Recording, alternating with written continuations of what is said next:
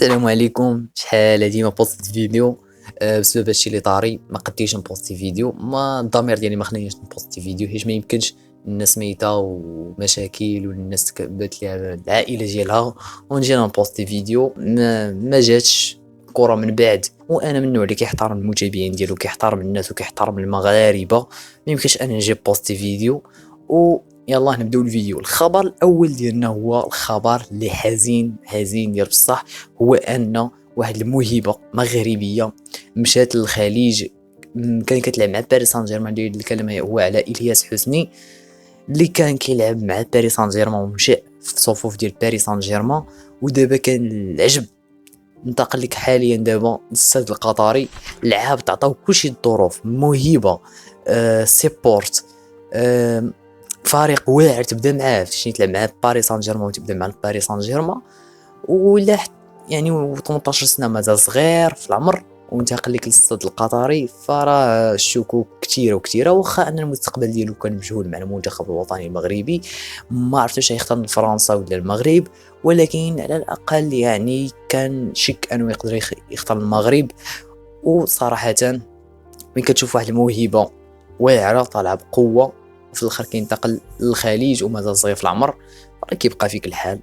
ودابا ننتقلوا للخبر الموالي اللي هو ديال واحد اللاعب اللي فرحنا صراحه، اللي هو سليم الجباري.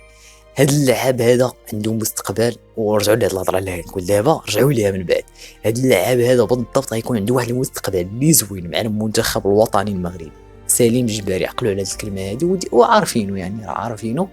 لاعب واعر يعني كيلعب كجناح ايسر وبلاصه كيلعب فيها زلزولي وبوفال. وبغيت وليد الركراكي يعطي لهاد اللاعب هذا، يعطيه فرصه.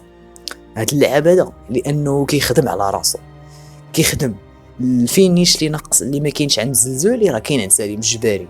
فينيسون عنده واعر وهذا يكون احسن منافس لهاد الجوج بوفال وزلزولي. ونتمنوا نشوفوه مع المنتخب الاول. البلان ديالو اللي فرحنا هو انه تكونفوكا اللائحه ديال اتلتيكو مدريد اللي غتنافس على دوري الابطال اوروبا في الشامبيونز ليغ. لعب كيسهل ومي كتشوفوا من ضمن واحد الاسماء اللي كبيره غريزمان، موراتا، وكتشوف سليم الجباري راه مزيانه، وكتشوف ان المدرب طايق فيه. داكشي علاش حطو في لا ليست.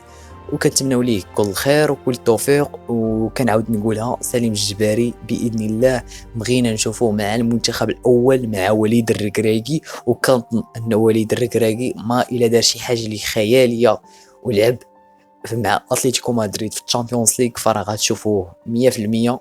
غتشوفوه مع المنتخب المغربي. هادشي الا دار شي اداء وثيق فيه غيدير شي حاجه اللي واعره تعطو فرصه، لانه لعاب كيستغل الفرص. لعاب اللي كوايري ديجا تفرجنا فيه، كلشي يقدر المغاربه عارفينه. سليم الجباري. وهو باش نختموا الفيديو والسلام عليكم. المهم الاخوان واحد النقطه نشير ليها، ما كنقول لكمش انا بزاف ديروا ابوني وديروا الى اخره، ولكن محتاج لكم السيبورت ديالكم. الله يرحم بكم الوالدين، محتاج السيبورت لان القناه دابا كدوز فواحد الظروف. كنتمنى انكم تسيبورتيو، يعني تحاولوا انكم تبارطاجيو مع اصحابكم. عندك شي ايميل ابونا لان ما بقينا والو باش انا نشوف 600 شخص متابعني على القناه. فراه هذا شكر خاص مني لكم وثيقين فيا، وشكرا لكم. نتمنى انكم يعني يكون عندكم واحد الدعم خاص ليا، وشكرا لكم بزاف وتهلاو في ريوسكم.